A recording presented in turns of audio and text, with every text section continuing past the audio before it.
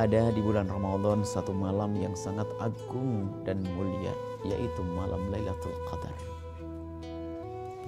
Yang bisa berbuat baik di malam itu, maka kebaikan itu lebih bagus daripada kebaikan yang dilakukan dalam tempo 1000 bulan. Luar biasa. Dengan Lailatul Qadar inilah umat Nabi Muhammad menyalip umat-umat terdahulu. Umat terdahulu punya umur panjang 1000 tahun. 900 tahun. Kalau ada orang meninggal umur 250 tahun dianggap muda meninggal. 1000 tahun. Indah di saat mereka bisa beribadah dalam ribuan tahun. Panjang, waktu yang panjang. Tapi umat Nabi Muhammad dengan kasih sayang Allah, kita tidak. Umat Nabi Muhammad tidak panjang umur. Akan tetapi dengan umur yang pendek itu, Allah beri keutamaan beribadah dengan pahala yang berlipat-lipat. Di antaranya adalah dengan adanya Lailatul Qadar ini. Ulama mengatakan Lailatul Qadar telah disepakati adalah adanya di bulan Ramadan. Pendapat lemah mengatakan di luar Ramadan ada Lailatul Qadar. Tapi yang benar adalah Lailatul Qadar di bulan Ramadan. Karena Lailatul Qadar kekhususan di bulan Ramadan. Disebutkan dalam Al-Quran, Inna anzalnahu, Quran turun pertama. Inna anzalnahu fi Al-Quran turun, Inna anzalnahu, aku telah turunkan Al-Quran, Inna anzalnahu fi Lailatul Qadar, di malam Lailatul Qadar. Dan malam nuzul Quran adalah bulan Ramadan, berarti Lailatul Qadar adanya di bulan Ramadan. Kemudian nanti perbedaan di antara ulama, apakah di awal bulan, pertengahan, atau akhir bulan. Kebanyakan mereka mengatakan di 10 akhir Ramadan. Dan di antara 10 akhir Ramadan ini adalah di hari ganjil. Imam Syafi'i cenderung di hari ke-21. Itu adalah pengalaman pribadi atau ijtihad mereka. Tapi yang jelas yang disepakati oleh semua ulama bahwa yang benar adalah malam Lailatul Qadar pertama disembunyikan oleh Allah. Agar umat berlomba untuk mencarinya. Perindu kemuliaan akan rindu untuk mencarinya. Kalau seandainya Lailatul Qadar ditampakkan, dikasih tahu oleh Allah bahwa tahun ini Lailatul Qadar muncul di tanggal 23, maka ketahuilah di sebelum tanggal 23 dan setelah tanggal 23 nggak ada orang beribadah. Kenapa? Mencari Lailatul Qadar. Bahkan kita pun akan bisa keluar rumah. Kenapa? Tidak ada orang yang mau dari sopir angkot. Karena sopir angkot, sopir taksi semuanya akan mencari Lailatul Qadar ke masjid. Akan berantakan kehidupan. Sengaja disembunyikan oleh Allah biar semuanya berjalan. Yang beruntung disembunyikan. Karena disembunyikan, maka mari kita cari di semua tempat persembunyiannya.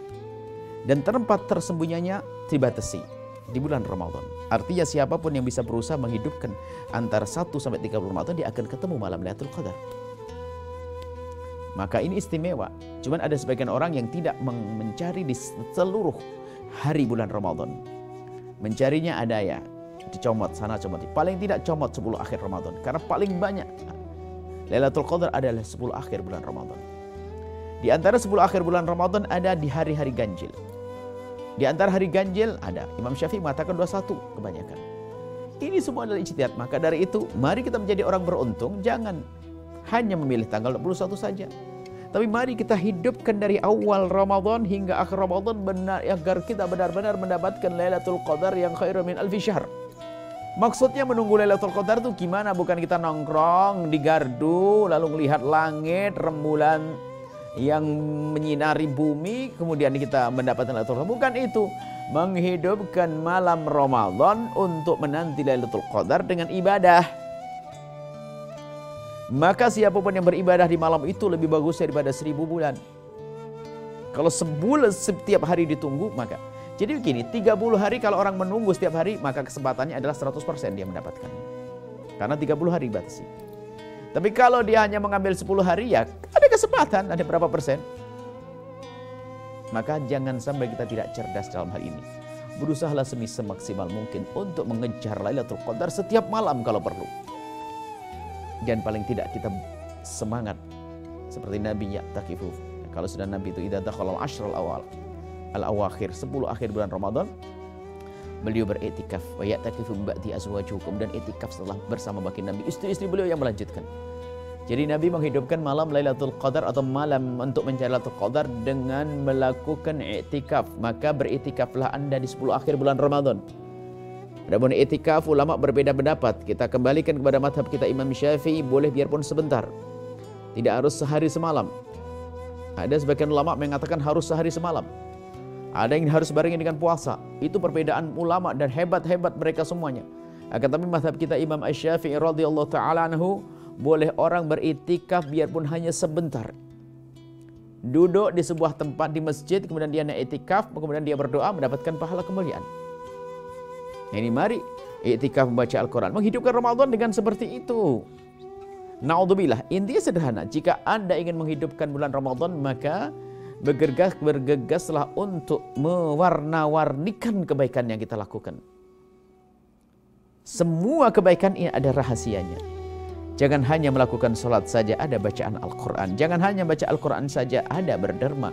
Coba kita ambil semuanya biar kita mendapatkan kemuliaan semuanya. Membaca Al-Quran dan ibadah-ibadah, sholat, ya, tarawih, sedekah, silaturahim, menata hati, belajar, membersihkan hati, dan seterusnya. Ini adalah pendidikan dalam kita menghidupkan malam Lailatul Qadar, malam Ramadan, untuk mendapatkan Lailatul Qadar. Kemudian dianjurkan kalau kita di malam atau mencari Lailatul Qadar, membaca doa yang diajarkan Rasulullah kepada Sayyidah Aisyah, Allahumma innaka afuun tuhibbul afwa fa'fu anni. Allahumma innaka afuun tuhibbul afwa fa'fu anni. Allahumma ya Allah innaka afuun, engkau maha pemaaf. Fa'fu anni. Innaka afuun tuhibbul afwa, dan engkau mencintai maaf. Artinya sangat senang jika ada orang minta maaf, dan Allah senang memberikan maaf. Fa'fu anni, ampunilah aku ya Allah. Inilah doa-doa yang bisa kita baca di malam Lailatul Qadar. Dugaan kita menduga malam Lailatul Qadar, kita baca malam. Kita semuanya menduga dan menduga. Semakin besar semangat, dia tidak akan semakin terlewatkan. Sederhana, orang yang hobi sayur misalnya, atau hobi tempe. Penjual tempe itu biasanya lewatnya itu kalau tidak jam 7 pagi, jam 11 siang, jam 1 siang. Kalau Anda memang betul-betul rindu mendapatkan tempe, sementara yang jual hanya beliau satu-satunya, dan jadwal beliau tidak akan meleset kalau tidak jam 7 pagi, ya 11 siang atau jam 1 siang. Kalau Anda memang serius merindukan tempe, urusan tempe sederhana, apa sih artinya nilai sebuah tempe? Tapi karena Anda hobi tempe, kesenangan suami Anda, lalu Anda menjaga orang yang jualan tempe. Waktunya 3 hari, 3 jam. Jam 7 pagi, jam 11 sama jam 1. Bagaimana kira-kira? Apakah Anda diam-diam, ya nanti aja jam 1 saya tunggu? Nggak mungkin. Kalau Anda benar-benar semangat untuk membelikan suami atau diri Anda sendiri, nggak akan Anda tunggu jam 1. Iya, kalau ditunggu jam 1, tak taunya keluarnya tanggal jam 7. Makanya karena Anda cerdas, Anda akan ambil jam 7 saya tunggu, jam 11 saya tunggu, jam 3 saya tunggu. Begitu juga kecerdasan orang dan kerinduan kepada Lailatul Qadar, maka terbentang di sepanjang Ramadan, ya kita cari. Selagi di situ ada Nabi lebih mengkhususkan 10 akhir, kita khususkan juga. Karena kebanyakan Lailatul Qadar di malam itu beribadah dan beribadah. Insya Allah meningkatkan ibadah, jangan lewatkan. Dan juga kurangi kemaksiatan. Ini sisi lain yang harus kita perhatikan. Televisi Anda harus televisi yang bermanfaat, jangan putar televisi yang gak ada gunanya, yang membuka aurat, kemudian film-film gak benar, tidak pantas, tidak sesuai dengan orang yang rindu kecahayaan kemuliaan di akhirat nanti. Kurangi nonton televisi. YouTube batasi. Hanya menonton yang baik, terhormat, penuh berkah, dan ada pahalanya, menjauhkan dari dosa, mendekatkan pada Allah. Itu hendaknya yang kita lakukan di bulan Ramadan untuk mendapatkan Lailatul Qadar. Semoga Allah mudahkan kita menemukan